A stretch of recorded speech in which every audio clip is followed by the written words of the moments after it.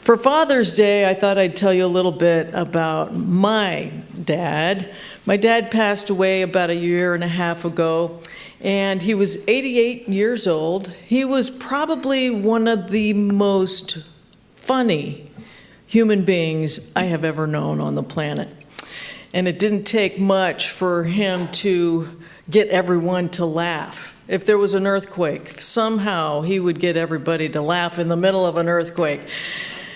In addition, he was a fantastic storyteller.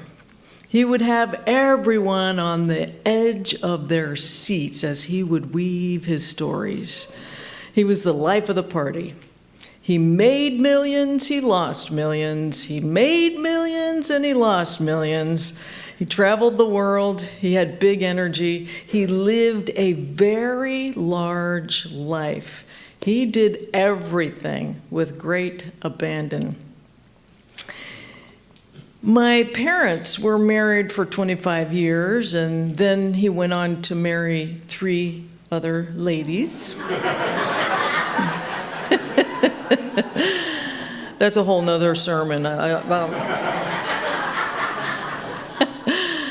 Therefore, I have 3 younger sisters in their 30s whom I'm very grateful for. We're very close.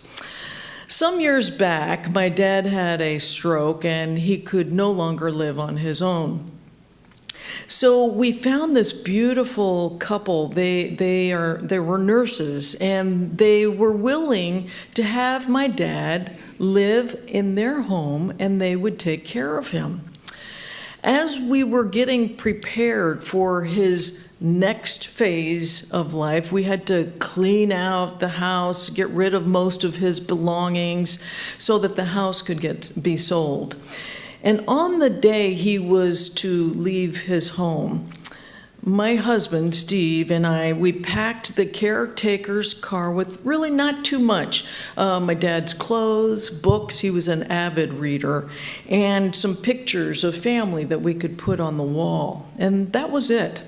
And as we drove behind them to his new location, I said, wow, that big life is now packed into a little Honda.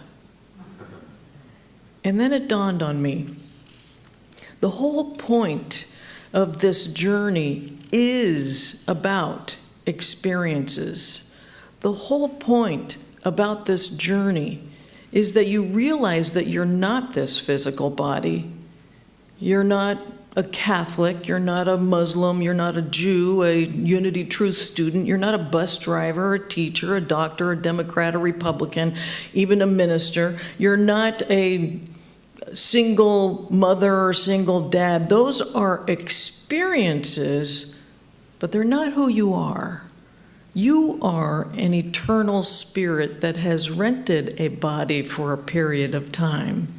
It's like going to Avis Rent-A-Body. But they are not who you are. These are experiences. And we are constantly picking up experiences to remember our own empowerment. And that empowerment is what I call this life force, this life force that is everywhere within us, all around us. And that life force is love. And love, which is, it's not the kind of soggy, wet, lick in the ear kind of mushy love. It's not that kind of love. Love is energy. It is a most powerful energy. It is an actual substance. In fact, it's the only substance that exists, taking on many different forms. It is your pure essence of being. It is your life force. The Bible tells us clearly that we are here for love, to love one another. It says that love is the fulfillment of the law. It says in Corinthians that if we have all the knowledge of all the mysteries, if we have all the possessions of the world, but if we do not have love, if we don't have that awareness of love, then we have nothing. And even in our times of trouble, when we might feel most alone, we must remember love is present. Love is what the sea is to the fish. It is something you swim in 24 hours a day, all your life. My friends, we are more loved than we realized. You are more loved than you realize. You are more cherished than you realize. You are more appreciated than you realize. You are loved in amazing and wonderful ways. There's a Buddhist saying that says, it doesn't matter how many times you forget, it's how many times you remember. In this sluggish 3D world, in this dimensional 3D world, we are going to forget. The news is really good at that. I don't know if you've noticed, but we're going to forget. And what matters is how many times we get back to remembering the true essence of being. The 3D world will feed you stories where you think, oh, there's no love in the world. What the world needs now is love, as if love is lacking. But love has never left. In the fifth dimensional world, in fifth dimensional living, you remember that love is present. It hasn't diminished. It never went away. When I first arrived to my very first church in 1983, I was 23 years old, and I got my very first call to go on my very first hospital visitation. And I was kind of excited about it. And even though I looked like I was 12 years old, and it was that time in my life where I wanted to look older. Things have changed now. But I thought, I better look the part just to look older, so I got all dressed up. I went to the nurse's station, and I asked to see this one particular person, and they asked, are you family? I said, no, I am a minister at the Unity Church in San Diego. And they gave me a look like, yeah, right. You're not a minister. Aren't you just out of high school? So reluctantly, they escorted me to her room. And as I approached the door, I see a box of gloves, some hazmat suits that were hanging there, a mask, and I was instructed to put all of this stuff on before I entered the room. And as I walked in, I see this skinny little girl, about 13 years old, and she had scabs all over her body. She had AIDS. And as you might remember, at that time, AIDS was to be greatly feared. My first inclination was to walk out because I was scared. However, I walked over to her, told her who I was, that I was from the Unity Church, and that I was there to visit with her. And a big smile came over her face. She was overjoyed to see me. And she explained that she was no longer being visited, or actually never has anyone visited her from her friends or family, because they were afraid of her.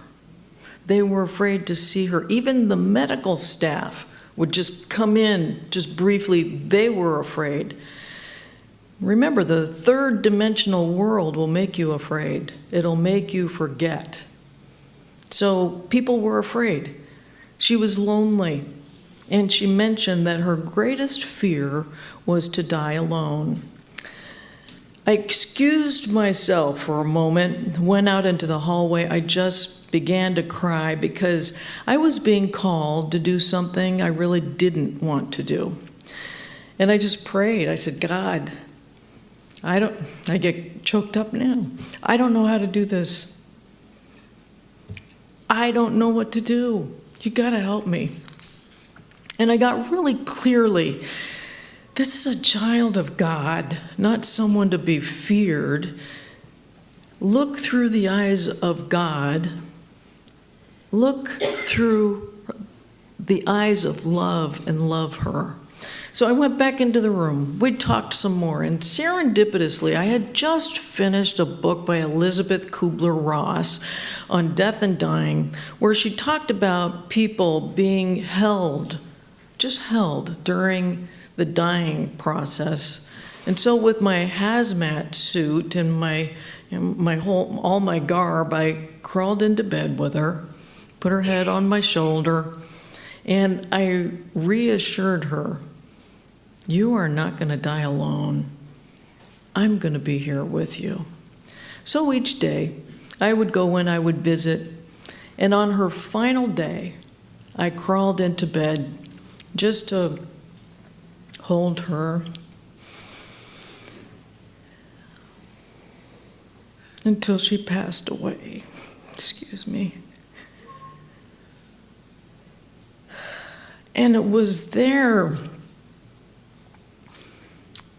that a most overwhelming love came into that room that was beyond any kind of explanation. It was probably the most profound experience of love I have ever experienced in my lifetime. My friends, that is the kind of life force I'm talking about.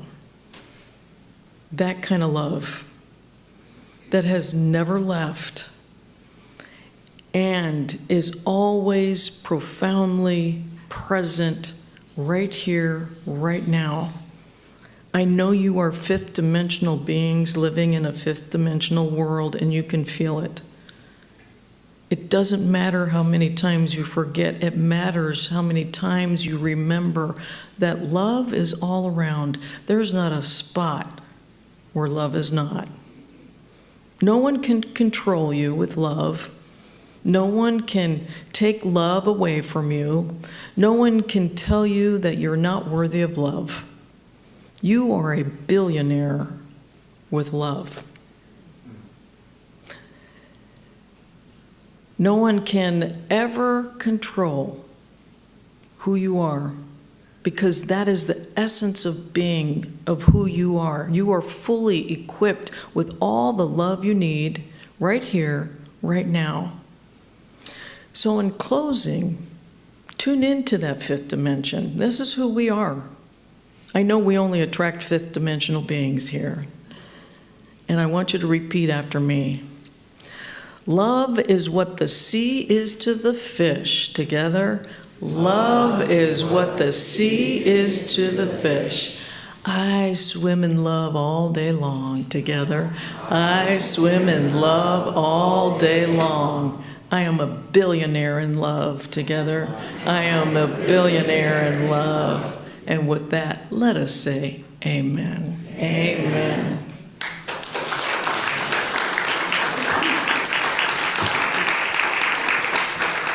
I just love her, right? Yes. So my father, John David Hayes, died and left this earthly existence on March 1 at 1 a.m. in 2002. And my father was, to the public, one of the most extroverted people you would ever meet in your life. And yet there was another side of him that was immensely shy. And he was very uncomfortable when people would praise him or give him compliments. And so often the man that was in public was a very different person at home. And as Cathy said, that's a sermon for a different day. But I would tease my father growing up, and I would say, Dad, I love you. He'd go, meh, meh, meh, too. I go, what was that? Say, Dad, I said, I love you, too. And I would go, are you trying to say, like, you love me? Too, yes. And so he had this very uncomfortable feeling. And then as I got bolder as a rebel teenager, I started saying, Dad, you, I love. Dad, you, I love. You go, me too. You know, in hospice, they say that people die the way they live. And yet my father had a defining moment in that they had already told us that my father had had several heart attacks, and he was unaware of that, of course, at the time. And so we were gathered together because we knew we were coming into the end of my father's life. My aunts, cousins, my two brothers, their wives, everybody was gathered around. And the room was lit up. All the angels were present and the guides, and it was just an amazing moment. And intuitively, I just said out loud, I'm going to say it one more time, because he can't go blah, blah, blah, blah, blah, you too. I went, Dad, you I love you. And all of a sudden, every person picked it up and passed it on. And every person in the room said, we love you, David. We love you, Dad. We love you, David. We love you, Dad. We love you. We love you. And beep, beep, beep. For the man that was not comfortable receiving this immense love all his life that would deflect it, got to go out with so much love, as Cathy's saying. And so it's never too late as a living being to bring forth and accept this infinite love that's available to us. I will never forget that, nor will I ever forget the light that was coming in that room. It was so measurable. Years ago, some of you may not know this, but you didn't always have phones and things that would automatically do the time change for you when you were, when you were either springing forward or falling back, right? And I don't know about you, but I would always question that. Did anybody other than me do that? Three of you, okay. I would go, what do we do? So it would be a reason to call Dad. And I would say, Dad, which one is it? I mean, because, I'm going to preach and I don't want to walk in after the service is over. What is it I do? I fall back or spring forward? And so then he'd give me the answer. And every time without fail, I would say, are you sure? And finally, one day he took me to task and he said, Temple, if you're not going to believe me, then stop calling me and asking me. That was an aha moment, because I realized I'd do that to the Creator and to God. I realized that at that point that I had done that often to God. I would ask for an answer and I would get the answer and then I would question it. Did any of you ever do that? We ask for the answer and then we want to debate it and then we go, no, you don't mean that. And we would debate it or question it.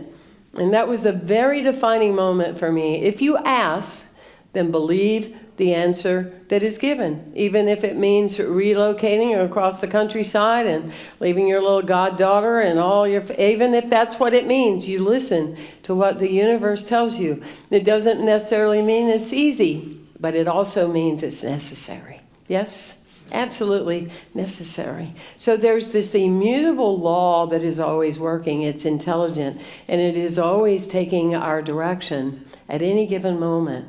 I love one of my favorite statements is, my mind is my church, and what I believe is my religion. My mind is my church, and what I believe is my religion.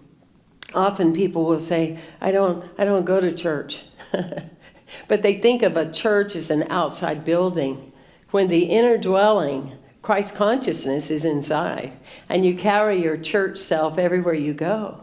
For the way you think and the way that you use your mind. And I get tickled sometimes when people say at Unity we don't have a theology. But try to listen to someone debate Unity and what we believe. Yes? Because it is our religion, and religion is not as likened to what Kelly said. Give him a hand, wasn't that beautiful? The religion that it was adapted after the 13th century, that most of the books were destroyed about how magnificent and beautiful that you always are. The religion that we know today, that we hear about, that is not the religious that we're talking about. Religion simply means a way of life. It means a theology. It means how you are guided as a person. Your mind is your church, and what you believe is your religion, and what you believe comes from your heart. And that is a powerful thing to check into and to assess. There's a story of a teenage boy. He has one more year in high school, and he's just so clear as he got his driver's permit that he wants his dad to give him a car. And so his dad said, "Son, I'll give you the car, no problem. But there's a few things you have to do first. One is you have to get your grades better. You have to improve your grades. And you have to read the Bible more often, because you haven't even known what that is up to now. And I'd like you to read some of it and delve into it." And he said, "And I want you to get your hair cut," as it was down to his shoulders. He went, "Oh, okay." So anyway, a few months go by, and he goes, "Okay, Dad, you can get my car now." And Dad said, "Well, here's the thing." He said, "My grades are up, Dad. I've done it. And I've been reading the Bible like you said." He said, "Yeah, but son, you haven't gotten your hair cut." He said, "But here's the thing, Dad. As I was reading the Bible, I saw that Samson had long hair, John the Baptist had long hair, Moses, and I think even Jesus had long hair." And he said, "Son, but you need to remember they walked everywhere they went."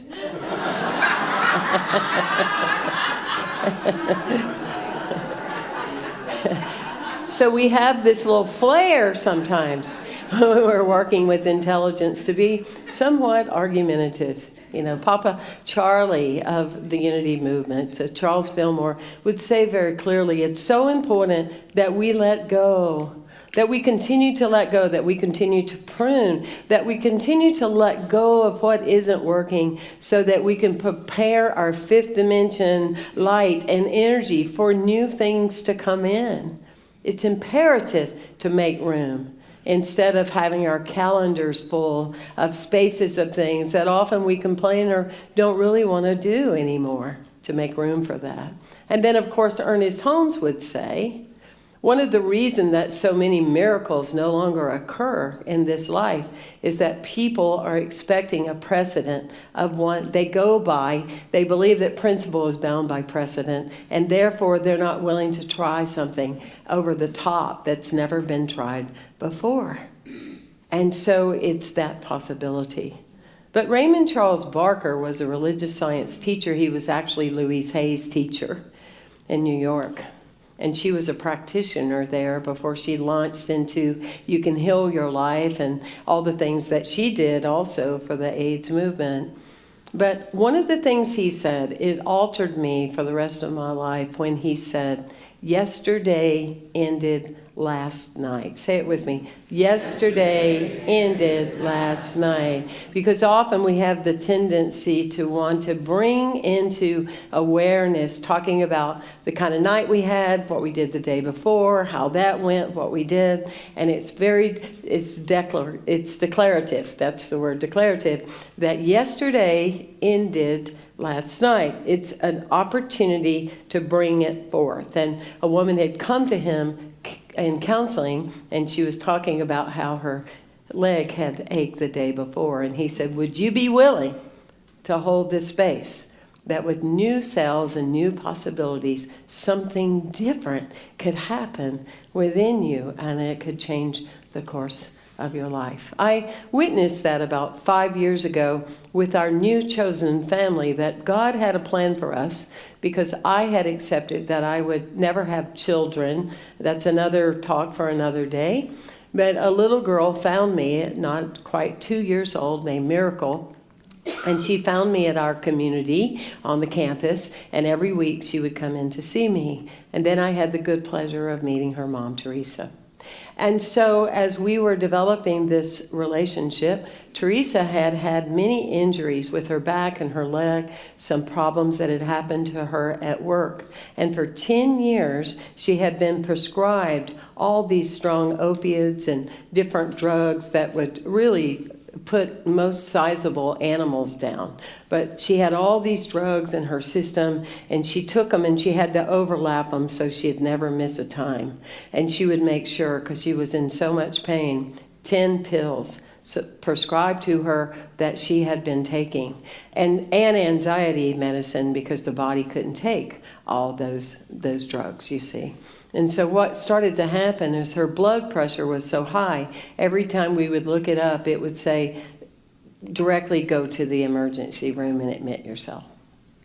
So she decided through these kind of conversations that we're having today, through these kind of talks that we're having today, she decided she didn't want that life anymore. And so she talked to a pain management person who wanted to put her on more drugs so she wouldn't be on the drugs. And so she said, I will do some of what you're saying, but I don't really want to do that. I have changed my thoughts a lot. I've been working on myself, and I don't really want to do that. And so she detoxed for a few weeks. When the drugs were out of her system, she no longer hurt. Yes. She no longer hurt. She had been living as a third dimension experience when she was into a fifth dimension relationship. She has not taken any pills since then. I think we ought to give her a great big hand. And we just celebrated 4 years of her not being medicated at that level.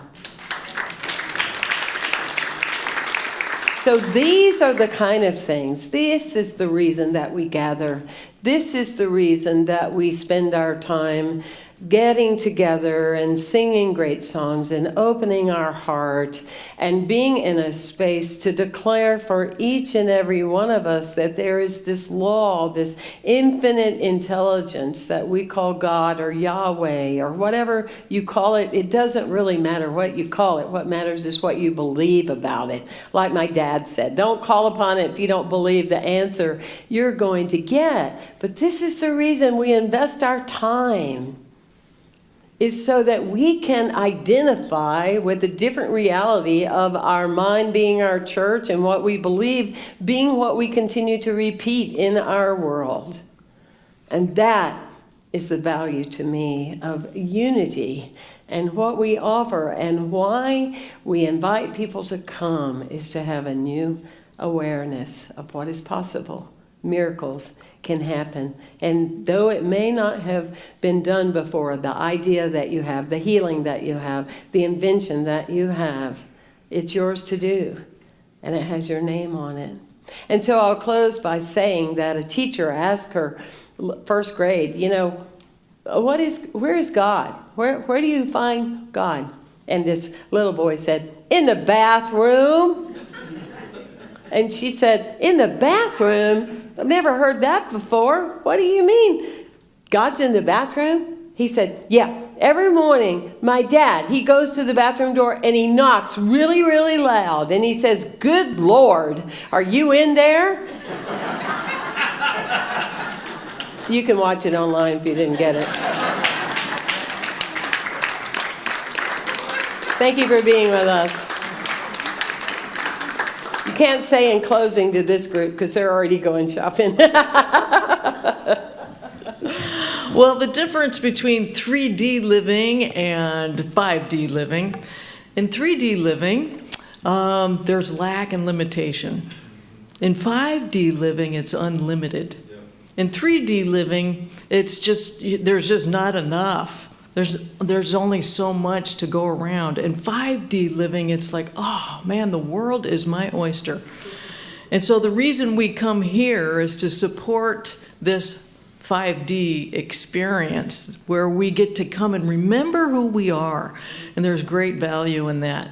And so as we take up our gifts, or receive our gifts and our tithes today, remember that you are giving from that 5D experience where there is so much to be grateful for, so much to go around. So give from that heart, if you will.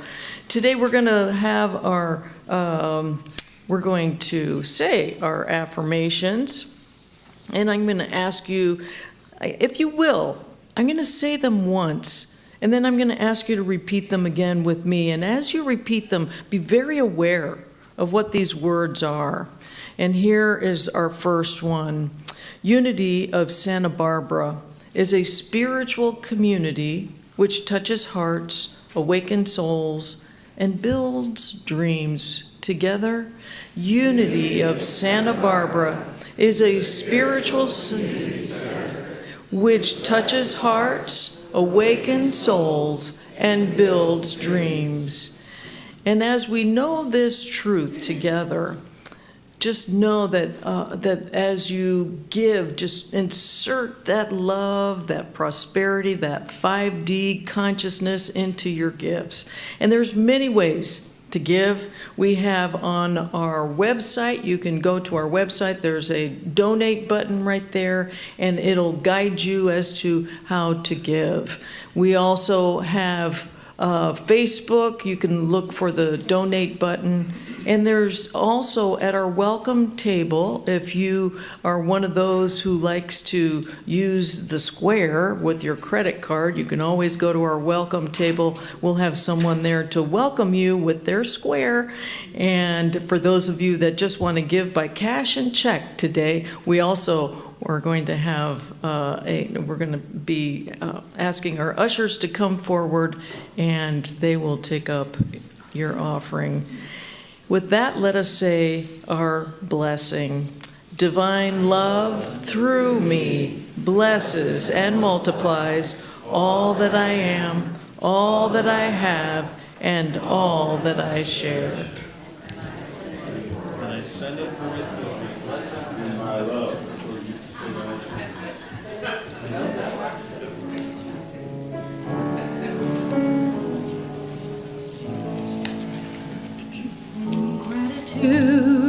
We offer our gifts of love. In gratitude, we bring our simple gifts. We're grateful for all the gifts we have. In gratitude, we offer now our love. In gratitude, we offer our gifts of love. In gratitude, we bring our simple gifts. We're grateful for all the gifts we have. In gratitude, we offer now our love. In gratitude, we offer now our love. And for this song, we're going to ask you if you would sing along with us on the chorus when we get there.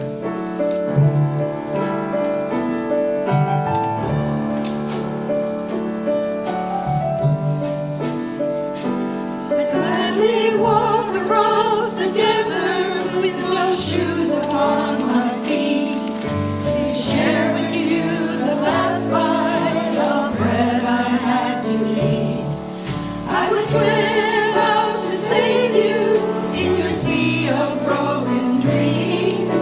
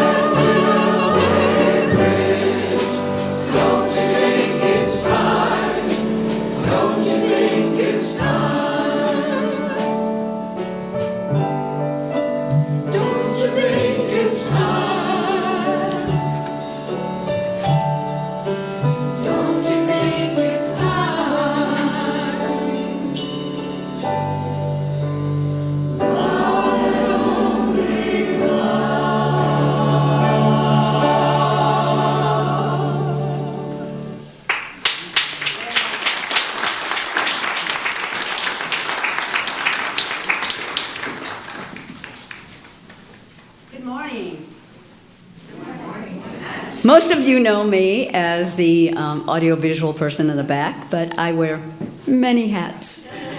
And one of the hats that I wear is I am the assistant director for Summer Solstice. And Summer Solstice is just around the corner, and it's happening. It's not virtual. It's been virtual for 2 years. It's live and in person. It's going to be this next coming Saturday, June 25th at noon, and there's a new parade route. And that's going to be from Ortega and Santa Barbara Streets. So don't expect it to be on State Street. It's moved over a couple streets because of all the parklets. But anyway, so the parade starts at noon on Saturday, and it goes down Santa Barbara Street to Alameda Park where the festival is. And the festival is happening starting Friday at 4 p.m. from 4 to 9 in Alameda Park and continues Saturday noon till 9. And one of the things about it is this is the 48th year. I mean, it's become a Santa Barbara tradition. And it is such an amazing celebration of art and life and community and creativity. And to me, that's kind of what is the essence of unity. It's not that different. And for me, it's just so great to be part of an organization that brings so much joy and so much connection. And again, that's kind of like unity. So I hope to see you all out there. And if, you know, one of the things you have to be aware of is that streets are going to be closed from 9 a.m. until 4 p.m. Santa Barbara Street is going to be closed. So if you're navigating around town and wondering what's going on, that's what's going on. So thank you so much for letting me have this opportunity to talk about that. What a blessing she is, isn't she?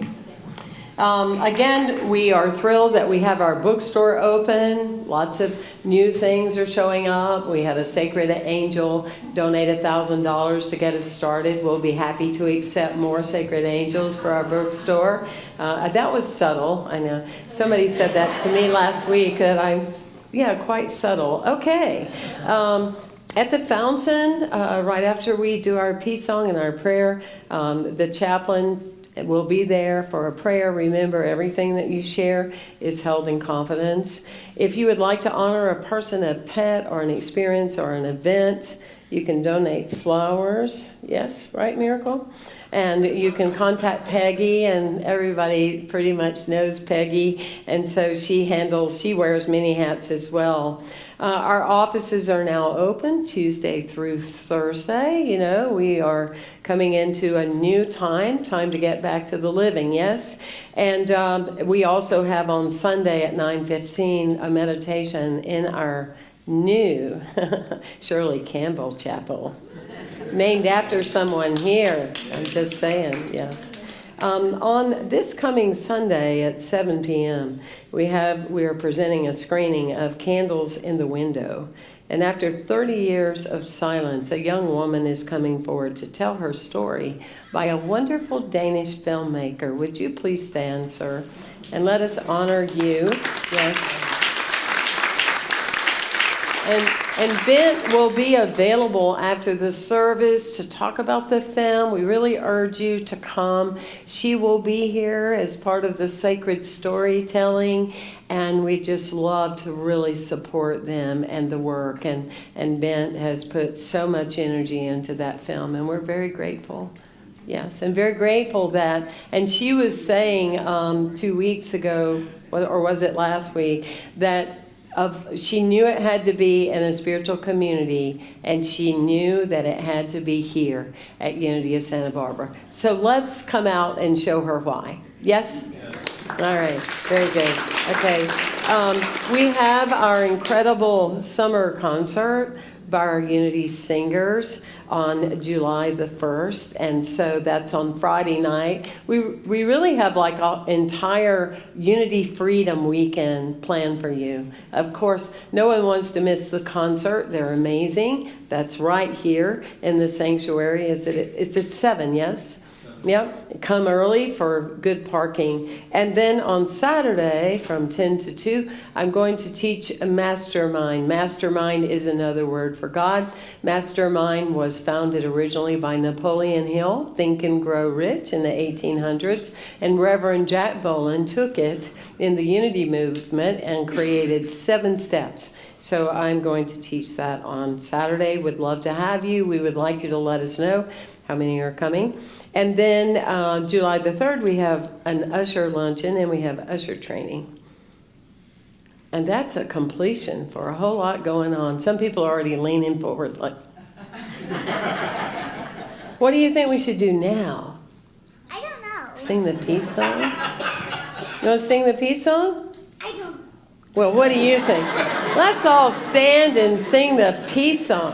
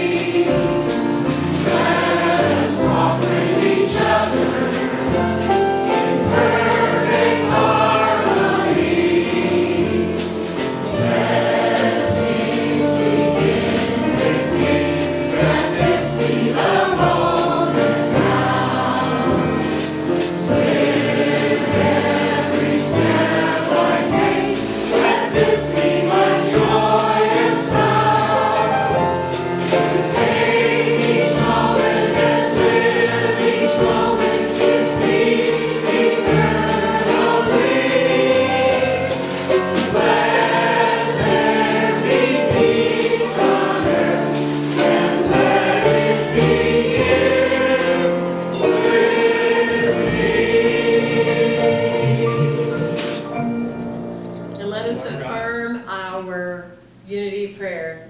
The light of God surrounds us. The love of